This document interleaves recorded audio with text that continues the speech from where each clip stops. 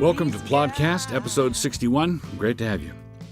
So I want to begin this opening segment by talking about Roe v. Wade, and the abortion of the American family. Of course, we don't want to forget the carnage that has been perpetrated among the unborn. Over 50 million young children have lost their lives because of the abortion industry. But that's not the only damage. That is the central bloody carnage, but that's not the only problem.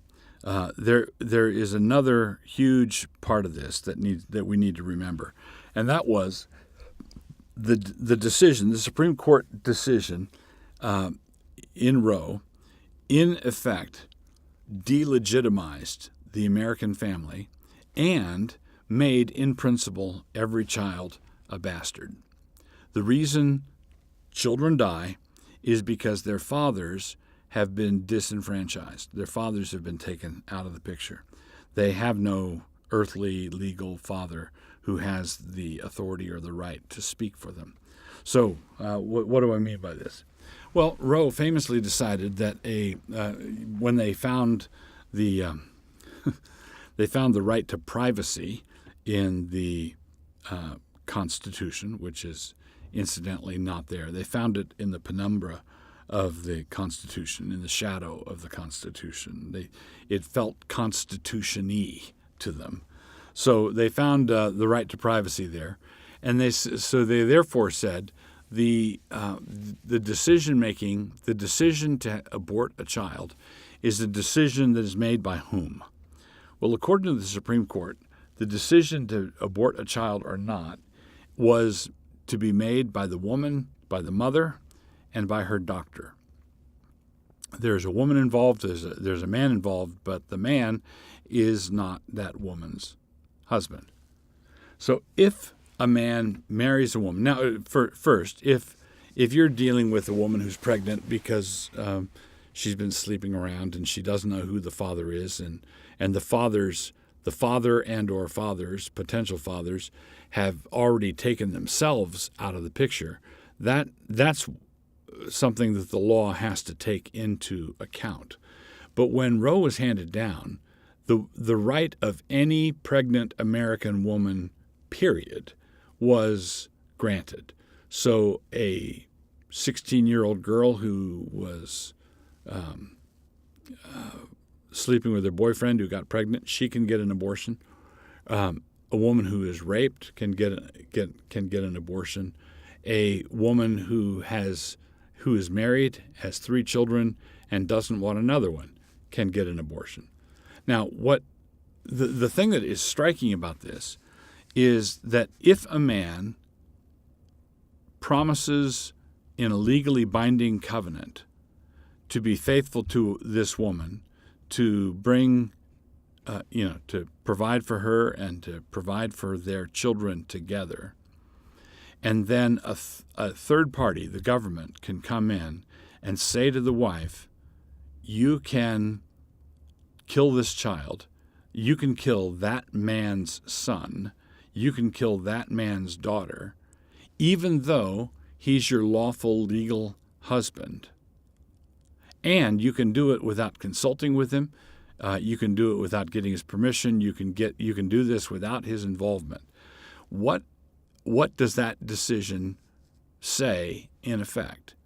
Well, it says in effect that there's no such thing as a family. It says there's no such thing as marriage. The rights and prerogatives of being married are worthless.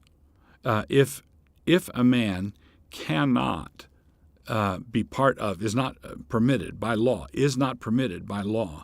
to have a say as to whether his child lives or dies, then he is simply a nullity. He is taken out of the picture. Now, I'm not saying that if the Supreme Court had decided that the decision to abort the child is to be made by both the husband and the wife together with their doctor, that would have been a moral thing to do. It wouldn't have been moral. It's not right for the man, the father, and the mother together to decide to abort a child, and many women who get abortions are pressured into getting the abortion by the child's father. That's unrighteous. That's wicked. That's bad. But the thing I'm interested in, the thing I'm going after here, is the abortion of the American family. What we're basically saying is that marriage vows don't confer very much at all. There are a lot of downside things that are conferred by it. Child support, in divorce proceedings. There are a lot of negatives, but where are the positives? What authority? What position? What standing? What stature does a man have when it comes to this kind of decision? Well, the Supreme Court said basically none, and we should say, if we had a biblical law order, we would say that neither the husband nor the wife have the authority to kill the child.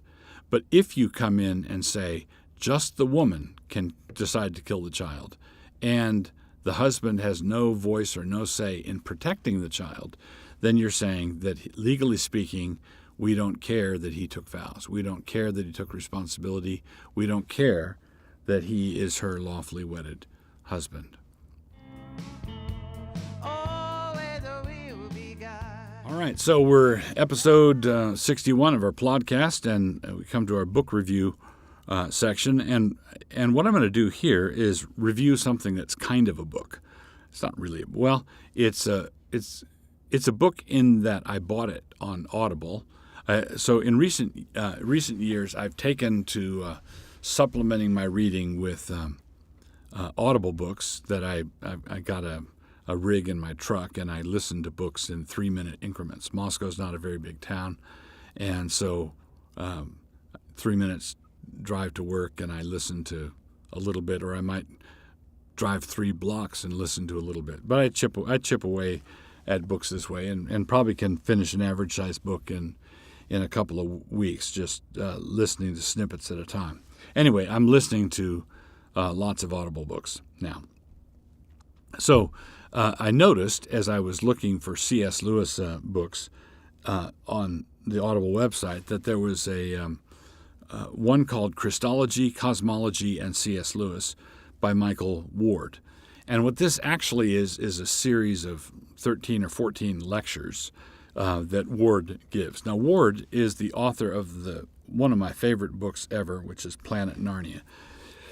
Ward is the gentleman who basically discovered the hidden kappa element that Lewis had embedded in his Narnia stories, and that kappa element is the fact that each one of the seven books is associated with one of the 7 planets. So the Silver Chair is associated with the moon.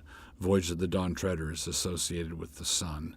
The Horse and His Boy is associated with Mercury. The Last Battle with Saturn. The Lion, the Witch, and the Wardrobe with Jove or Jupiter. Prince Caspian is associated with Mars, and the Magician's nephew is associated with Venus. So,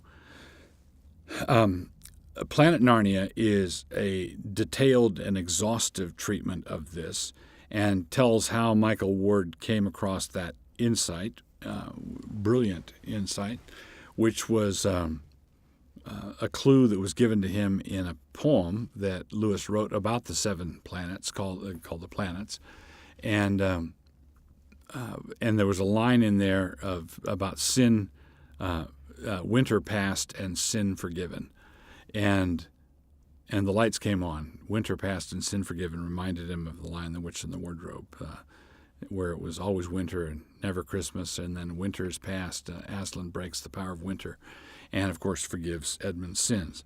Well, then once with that clue, Ward went to town, and developed all that in his book Planet Narnia. Now, if you are interested in pursuing this, he also wrote a popular street level treatment of the same thing in a book called the Narnia Code. So Planet Narnia is fantastic, scholarly work. The Narnia Code, popular level writing on the same subject.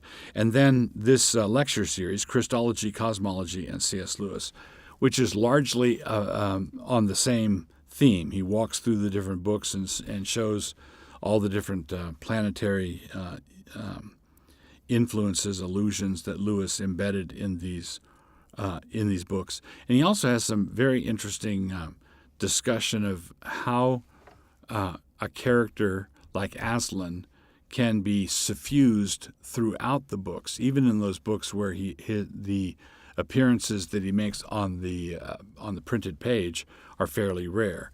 And it's very true that Aslan's presence is all the way through the books. And you might wonder, how did Lewis pull that off? How did Lewis do that?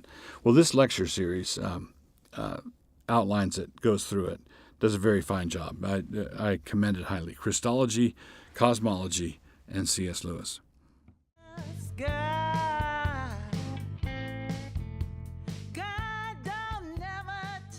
So, we come to Hamartiology in episode 61 of our Plodcast, and we're continuing to address the verb for sinning, and hamartano and hamartia. God did not spare the angels who sinned, hamartano. And this is, we're in 2 Peter now. God did not spare the angels who sinned, hamartano, and so he cast them into Tartarus, which was the lowest pit of Hades, 2 Peter 2:4. Hades was a subterranean place, holding tank, where it was divided into compartments. In the Greek mythology, Elysium, the Elysian fields were the good side where the good people went. Aeneas goes down to Elysium to see his father Anchises. Anchises is a good guy. He's there in Elysium.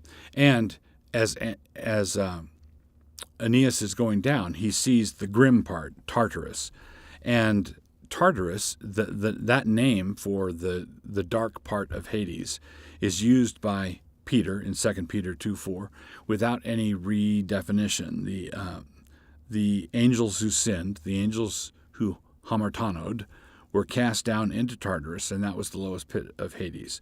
False teachers are like the false angels, not staying within appropriate boundaries. They have eyes full of adultery, and they cannot quit sinning, hamartia. They are cursed children, 2:14. They are headed for a similar judgment. The believer who is not growing in grace and virtue is someone who has forgotten that he was previously purged and cleansed from his sins, 2 Peter 1:9. And remembrance of what God did at the beginning is a major help for those who want him to continue doing the same thing. Justification and sanctification are both received by the instrumentality of faith. God in the time of the sickness, God in the doctor too. You've spent a pleasant half hour with Plodcast proprietor Douglas Wilson. This podcast is produced by Canon Press. Please take a moment to subscribe to the Plodcast on your favorite listening platform. To hear more from Doug, please visit canonpress.com.